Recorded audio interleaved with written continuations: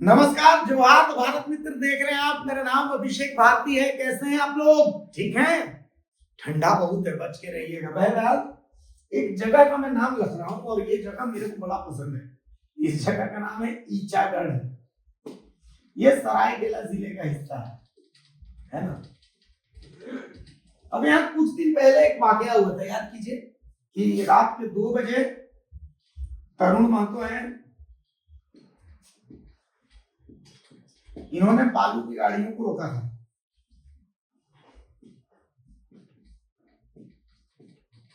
है ना। तो अब इसी को रिलेटेड कुछ खबर मैं आपके सामने लेके आऊं। मैं चाहता हूं कि इसमें कुछ खबर आपके सामने आनी चाहिए।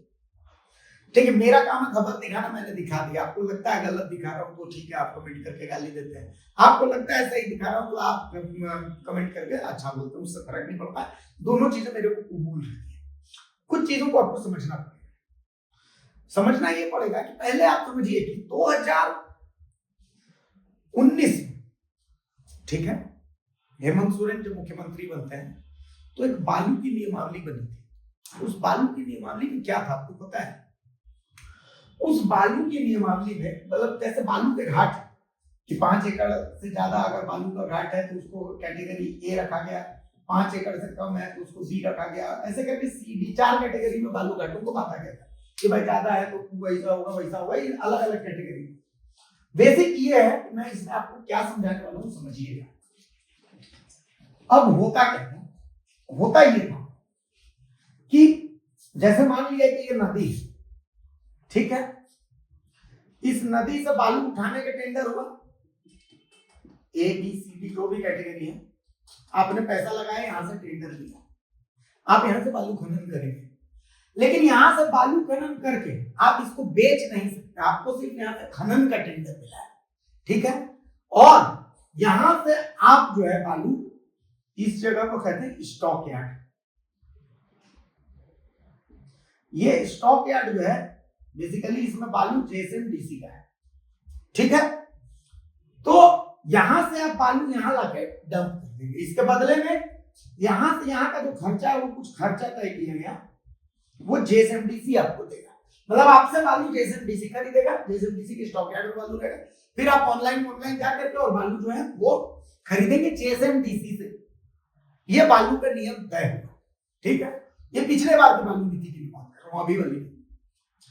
अब क्या होगा कि इसके लिए मान लिया 5 रुपया प्रति सीएफटी या इस तरीके का कोई मतलब बहुत मिनिमम रेट, इतना रेट में कि यहां से आपने बालू के लिए काम करने वाला आदमी लगाया, जो बालू इसमें लगाएगा, यहां से आदमी लगाया वो यहां पर डंप करेगा, सब ले देंगे, तो इनको बहुत नुकसान हो रहा है जो लोग बालू के कारोबारी हैं। तो उन्होंने क्या किया कि भाई हमारे पास कोई ऑप्शन नहीं है, तो उन्होंने क्या किया कि बालू ओवरलोड करेंगे, हम ओवरलोड करेंगे, और जब ये बालू बेच नहीं सकते, इतना मेहनत करेंगे, तो इन्होंने क्या किया कि यहीं से बालू चोरी करके बेचना चाहिए। ठीक है, क्यों? क्योंकि सरकार ने नीति ऐसी बनाई, इसको 2 पैसा बचेगा ही, ये जेएसएमडीसी के भरोसे रहेगा। जेएसएमडीसी ऐसा पैसा रखा है कि भैया 1 रुपया 2 रुपया प्रति किलोमीटर के हिसाब से देगा। तो इन्होंने बोला कि मतलब आपका साफ आदेश है कि हम बालू चोरी करके बेचे। तो कुल मिलाकर के इसको दिखाने का मकसद यही है कि सरकार की नीति ऐसी थी जो कहती थी कि आप बालू चोरी करें। ठीक है, पहली चीज ये एक चीज समझ लीजिए। अब ये जब आप समझ गए तो एक चीज और समझिए, फिर मैं ईचागढ़ वाली बात करूंगा और एक और बहुत इंटरेस्टिंग चीज बताऊंगा। आपको एक बात ये ध्यान रखना चाहिए, थाना मतलब पुलिस और माइनिंग। पुलिस और माइनिंग में कौन कौन आते हैं? डीएमओ, माइनिंग इंस्पेक्टर, सीओ, और फिर डीसी तो सबके गवर्निंग ऑफिसर रहते ही। अब मान लिया कि ये बालू चोरी का जाए, अब चोरी का बालू है या नहीं हो कैसे पता चलेगा? क्योंकि चोरी का बालू 2 तरीका का होता है, या तो इसके पास चालान नहीं है या फिर इसके पास ओवरलोड है। यही ना 2 चीज होता है, तीसरा तो और कोई चीज नहीं होगा। जैसे ही इसके पास चालान आ गया तो ये बालू 1 नंबर का हो गया और ओवरलोड था। अब आप इसको समझिए, इसके पास अधिकार नहीं है कि ये चालान चेक करें, बेसिकली इसके पास अधिकार नहीं होता है थाना के पास, मैं आपको बता दे रहा हूँ। इसके पास अधिकार ये है, इसको अगर शक हुआ कि बालू चोरी हो रहा है तो ये गाड़ी रोकता है, गाड़ी रोकता है और ये इंफॉर्मेशन देता है इधर, ये लोग चालान चेक करेंगे, काम इनका है। पुलिस के पास खनन के मामले में बहुत लिमिटेड अधिकार होता है कि वो गाड़ी रोक सकती है, चेक कर सकती है, लेकिन चालान वाला क्या चेक करेगा? पुलिस वाले को क्या पूछेगा क्या चालान नहीं है? ठीक है, ये आपके समझ में आएगा। अब आते हैं वापस ईचागढ़ के मामले, ठीक है, ईचागढ़ वापस आ जाते हैं। मजे की बात अब देखिए, ईचागढ़, राइट, ईचागढ़ में इतना कुछ हुआ, तरुण महतो मतलब अलग प्रकरण हुआ, तरुण महतो अभी जेल में भी है। क्या ईचागढ़ में बालू बंद करवा लिया आपने? बालू बंद हुआ नहीं, चालान से उस दिन चल रही थी गाड़ी और चालान से अभी भी गाड़ी चल रही है।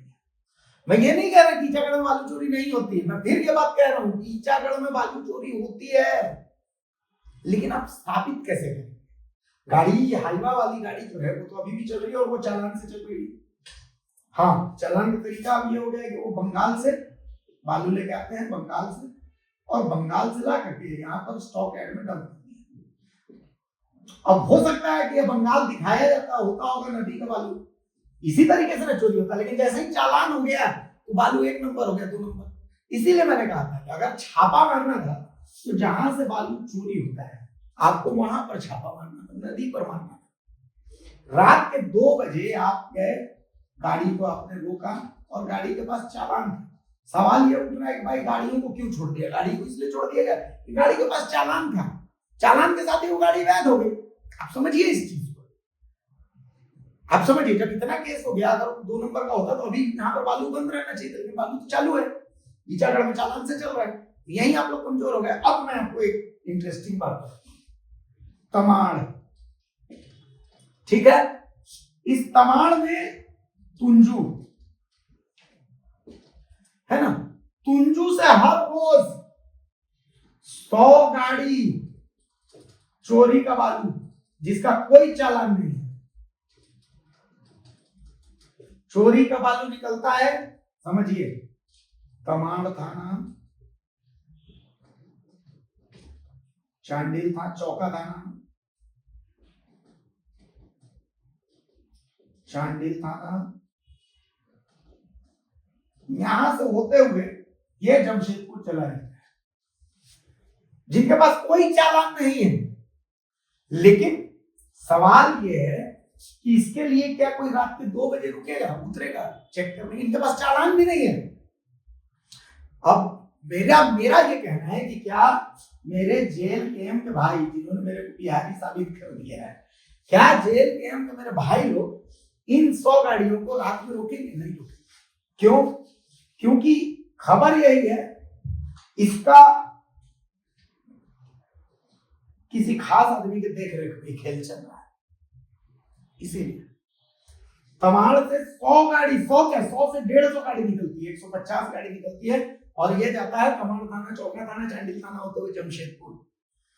तो ईमानदारी जो होती है ना, वो बहुत सिलेक्टिव नैरेटिव, बहुत सिलेक्टिव नैरेटिव है। गाड़ियों को रोक देना तब होगा समस्या का समाधान जब आपकी कोई नहीं सुनेगा।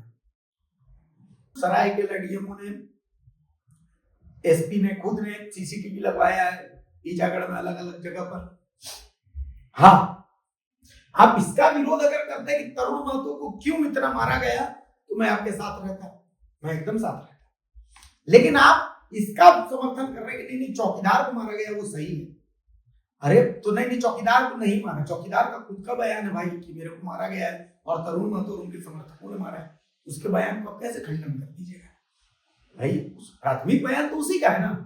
तो ये बात है, तो कुल मिलाकर के बहुत सारी चीजें बहरहाल, चलिए वो बहस का विषय, मुद्दों पर आप हमारे साथ हो ना हो उससे कोई फर्क नहीं पड़ता।